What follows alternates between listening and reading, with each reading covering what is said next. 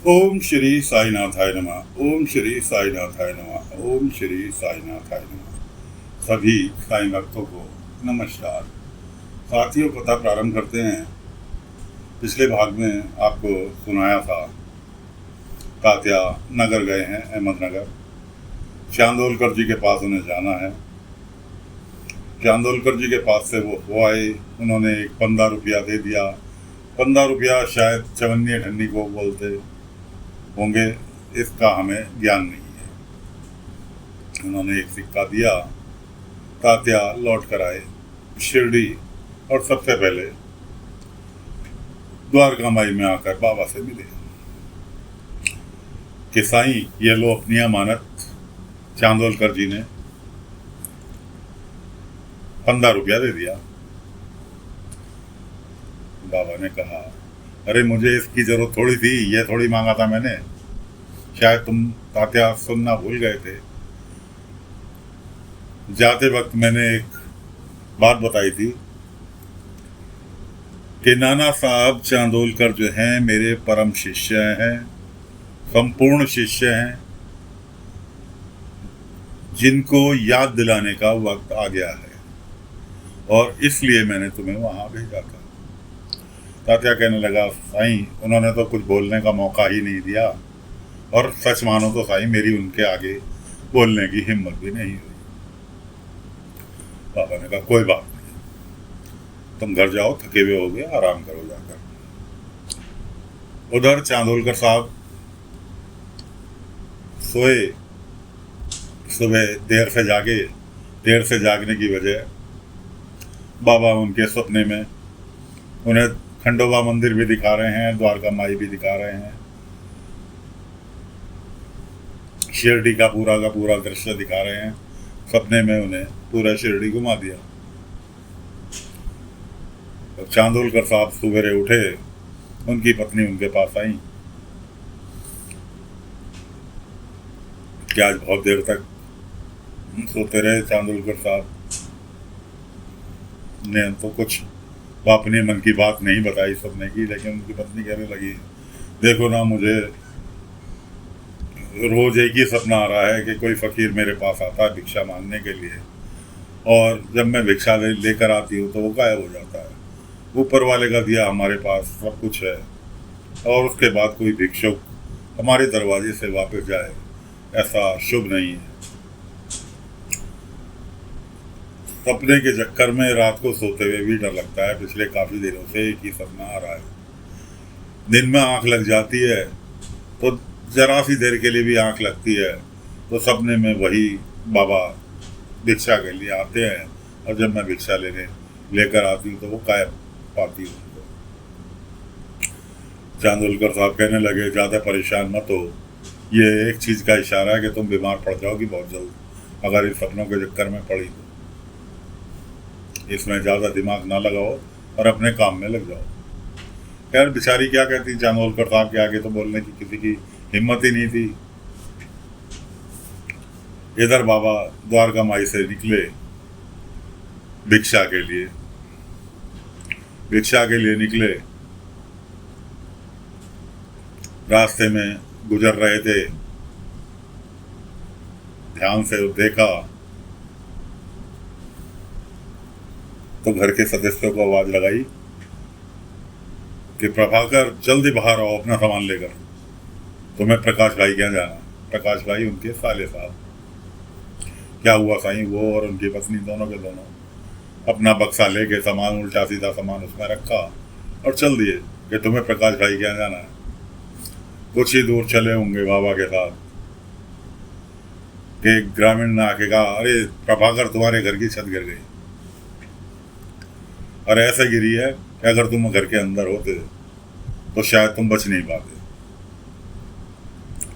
दोनों पति पत्नी ने बाबा के हाथ जोड़ लिए कि साईं, आपको पता था हमारे घर की छत गिरने वाली है, तो चमत्कार है, आपने हमारी जिंदगी बचाई।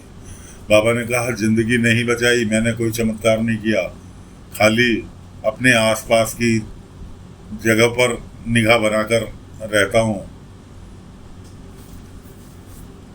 प्रकृति हमें हर आपदा से पहले इशारा देती है जैसे बारिश होने से पहले बादल का आना, बिजली का चमकना, इसी तरह से मैं तुम्हारे घर के पास से गुजर रहा था। ध्यान से देखा तो एक लकीर दीवार के अंदर बहुत तेजी से आगे को बढ़ रही थी। तभी मेरी समझ में आ गया कि बहुत जल्द दुर्घटना होने वाली है, इसलिए मैं तुम्हें यहाँ ले आया।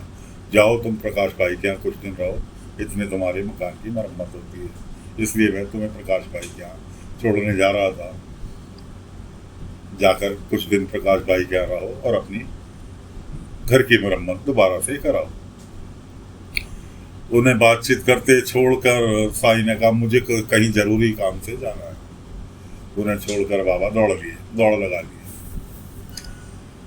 जो वृद्ध इस महिला मारुति मंदिर में बैठी थी, जिन्हें कोई अपने पता ठिकाना नहीं था, वो रात को मसाले वालों के घर के बाहर पड़ के सो गई। सुबह वो जागे, पति पत्नी जागे तो देखा क्या महिला बैठी हुई थी। उसने जगाया। वो कहने लगी कि भाई मैं ऐसे, मेरे पे कोई सहारा नहीं था, रात मैंने तुम्हारे दरवाजे पे बिताई, चलती हूँ। तो चलने को हुई तो बेहोश होकर वहीं गिर गई। उन्होंने उन्हें चारपाई पर लिटाया और पानी के छींटे बीटे मारने लगे। उसके बाद भी उन्हें होश नहीं आया। तो पति कहने लगा, तुम इनका ख्याल रखो, मैं आसपास किसी को, गांव वाले को देखता हूँ कि हमारी तो यहाँ कोई जान पहचान है नहीं, कोई मदद कर सके। इतने में उसे अपने घर के दरवाजे पे बाबा दिखाई दिए। बाबा ने कहा, क्या मेरी मदद की आवश्यकता है? तो कहा, आओ सही, आप ही की मदद की आवश्यकता है।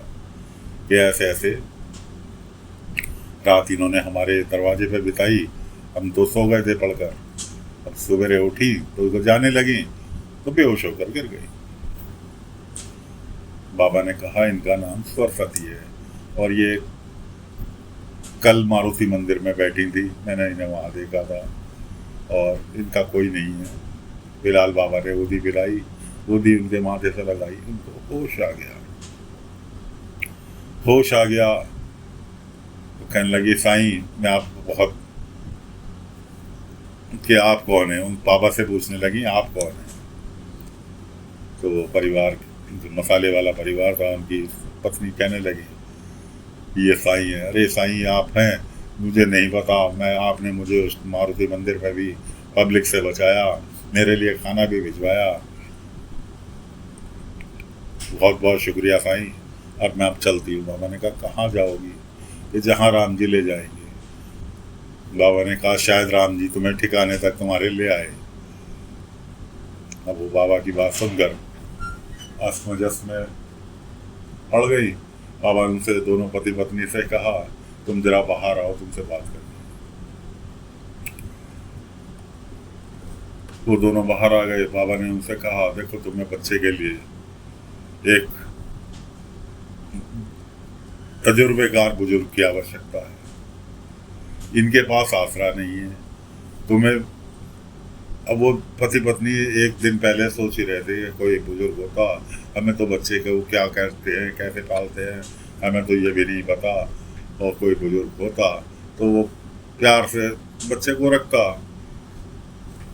तो बाबा ने उनसे कहा कि तुम्हें किसी की तो आवश्यकता है और इनसे बेहतर कोई तुम्हें नहीं मिल पाएगा। माँ का प्यार भी देंगी, तुम्हारे बच्चे को भी संभालेंगी, घर के अंदर एक तजुर्बेकार महिला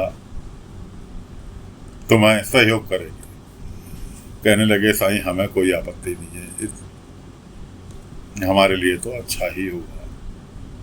बाबा ने उनसे पूछा, सरस्वती जी से, मैं कहा तुम्हें कोई आपत्ति नहीं? उनका तो लॉटरी लग गई। उन्होंने कहा, नहीं साईं मुझे कोई आपत्ति नहीं। इस तरह से बाबा ने सरस्वती जी को मसाले वालों के यहाँ परमानेंट रहने का ठिकाना दिलवा दिया।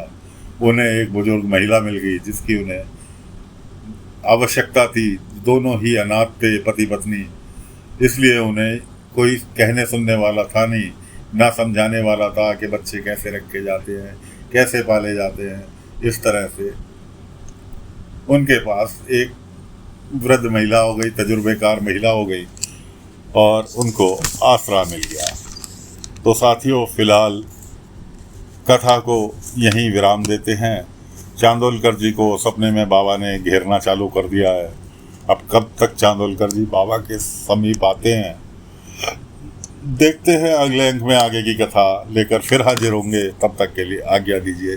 ओम साई राम, ओम साई राम, ओम साई राम।